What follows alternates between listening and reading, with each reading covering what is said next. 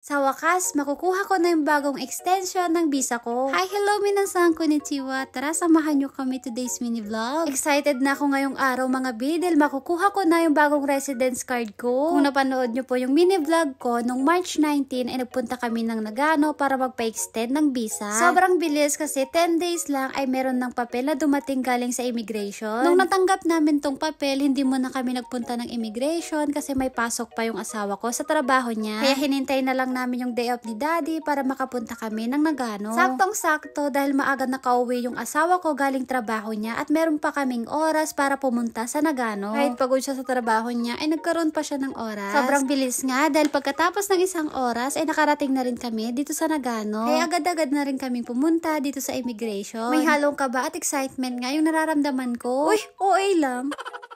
Di ko alam kung ilang taon ulit yung ibibigay nila sa akin. Bahala na kung ilang taon ay okay lang naman sa akin. Sa mga hindi po nakakaalam ay natapos ko na yung 5 taon ko dito sa Japan. Nung una, 2 1 year tsaka isang 3 years. Tapos eto, hindi ko alam ngayon kung ilang taon yung ibibigay nila sa akin. Punta namin dito ay dumiretso muna kami dito sa cashier. Kailangan kasi namin magbayad ng 4,000 yen para sa inshi. Tinanong ko si daddy kung ano yung inshi at eto nga yun mga B. Search ko nga to sa Google. Ang sabi naman ng Google ay stamp. Parang eto na yung bayad dun sa extension ng visa ko. Hindi ko rin alam kung para saan to, basta ibibigay namin dito sa immigration. Pagpasok namin dito sa loob, buti na lang walang masyadong tao. Kaya panigurado, mapapabilis yung proseso. Tamang upo muna habang hinihintay namin na tawagin kami. Doon sa isang mini vlog ko, may nabasa ako doong comment na napakaseryoso daw ng asawa ko. Totoo po yun, napakaseryoso ng asawa ko kapag merong camera. Pero pag off cam ay sobrang sweet niya. Minsan pa nga sinasabihan ko siya na ngumiti siya kapag may camera. Wala na akong magagawa kung ayaw niya talaga ngumiti. Ito na lahat yung ibibigay namin sa immigration. Andito yung passport, yung residence card ko na pa-expired na, tapos yung dumating na papel at itong inshi. Maghihintay lang kami na tawagin yung number namin. Tapos yung asawa ko naman, hindi ko alam kung anong tinitignan niya doon. Magtatanong na siya kung paano magpa-permanent ng visa mga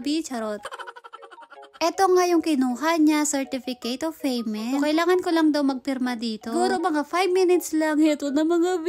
Heto na talaga mga B. Ayan na, may bago na akong residence ko.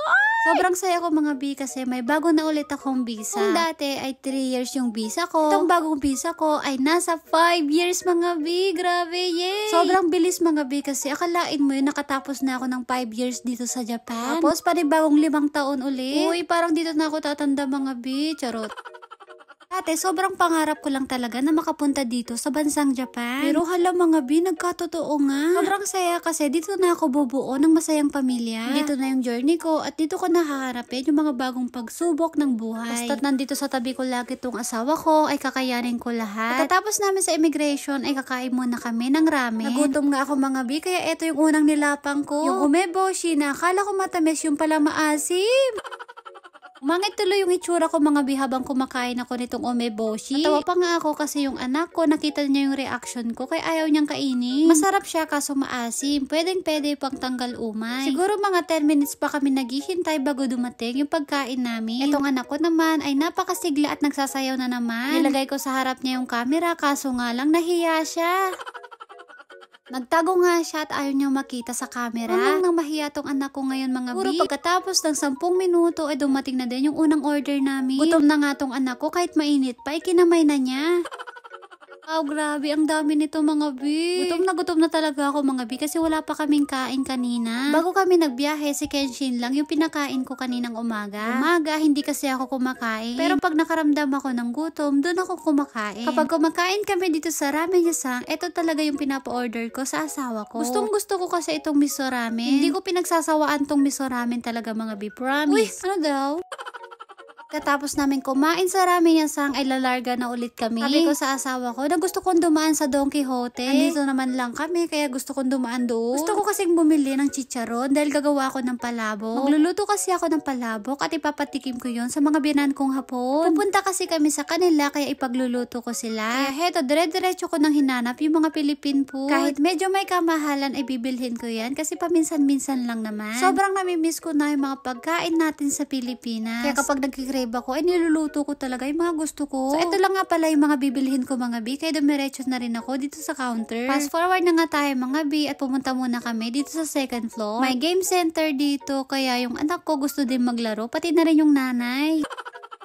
Go na go talaga tayo mga mami pagdating sa mga anak natin. Pagbaba ko, malapit ko pang makalimutan yung mga pinamili ko. Ay, kabait ng anak ko mga bibuti pinaalala niya. Katapos namin dyan, ay naglaro ulit kami ng anak ko. Ay naku, nakakahiya. May pakending-kending pa sa puwet. Ewan ko ba mga bi, wala na ata akong hiya. Basta ang alam ko lang, nag-e-enjoy ako. Paano ba yan mga guys? Dito na po natatapos ang aking mini vlog. Maraming salamat po at kita-kits ulit tayo sa mini vlog ko. Hello mga bi, thank you for watching. Sayonara and bye!